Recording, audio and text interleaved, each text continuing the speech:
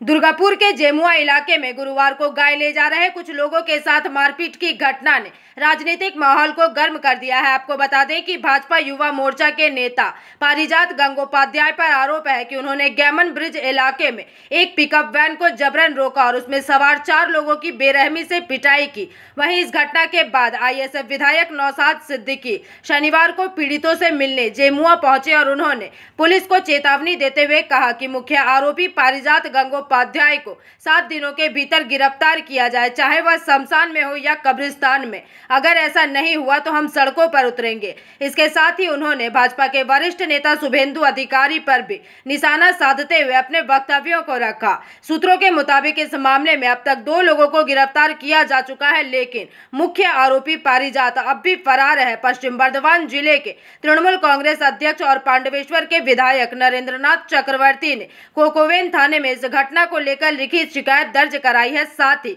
इस मामले में उन्होंने भी अपनी बातें रखी। সেলাই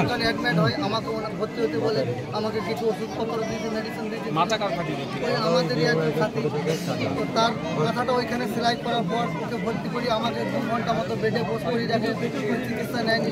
ওই যে আরো বছর আমি লাস্টে বাধ্য হয়ে বললাম চিকিৎসা আমার দরকার নেই, চলুন আসলে আমাদের কাজ করি। তারপর যখন আমাদের কাজের থানায় রওনা হয়, কোকোবেন থানায় যাই, তখন আমাদের মাঝখানে রেলগেট জাম হয়, আমরা ফেঁসে যাই। আমাদের অঞ্চল সভাপতি আমাদের ঘটে চলছে কুরবানির সময়তে, ঈদুল আজহার সময় কুরবানির পশুকে নিয়ে এই ধরনের আক্রমণ চালিয়েছিল। বিভিন্ন জায়গাতে দেখেছিলাম। এটা দিনের পর দিন বেড়ে চলেছে। সম্প্রীতির বাংলা, আর বিশেষ করে দুর্গাপুরের একটা ঐতিহ্য আছে সম্প্রীতির দিক থেকে, ঐক্যের দিক থেকে। সেই দুর্গাপুরের মতো শহরে এই ধরনের আক্রমণ মেনে নেওয়া যায় না। যেখানে আক্রান্ত হয়েছে প্রায় 2 ঘন্টা ধরে আক্রমণ চালিয়েছে এদের উপরে। কিছু খবর পেলেন? 2 ঘন্টা ধরে আক্রমণ চালিয়েছে। সেই সময় যেখানে আক্রমণ হচ্ছে প্লেস অফ অকারেন্স থেকে কাছাকাছিতেই থানা ছিল, থানার পুলিশ এসে উদ্ধার করেনি। অবাক হয়ে যাচ্ছে আমি যে থানাও তাহলে কি প্রচ্ছন্ন মদত ছিল এতে?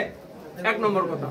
দ্বিতীয় কথা হচ্ছে ওরা যখন ফিরে আসে লোকাল থানাতে, ওদের লোকাল থানাতে যখন অভিযোগ দায়ের করতে যায়, ওরা আবার সেই আতঙ্কিত মানুষগুলোকে ওই যেখানে ঘটনা ঘটেছে সেখানে পাঠাচ্ছে। কিন্তু আমরা জানি আইনে বলা আছে 0 এফআইআর এর কথা। আইনে বলা হয়েছে যে আপনি ভারতবর্ষের যে কোনো প্রান্তের থানাতে আপনি অভিযোগ দায়ের করতে পারেন। তাহলে ও লোকাল থানাতে সে অভিযোগ দায়ের করছে, এখান থেকেও তাকে আবার অত দূরে পাঠানো হয়েছে। এখনো পুলিশের গাফলতি। এখন যখন এটা নিয়ে সোশ্যাল মিডিয়ায় হই হচ্ছে, সোশ্যাল মিডিয়ায় যখন এটা নিয়ে বিতর্ক হচ্ছে, তখন আমরা দেখছি কি 2 জনকে গ্রেফতার করেছে। কিন্তু এখানে একটা 20-25 জনের টিম ছিল। दुर्गापुर से निमाई दास की रिपोर्ट, पीवीटीवी न्यूज।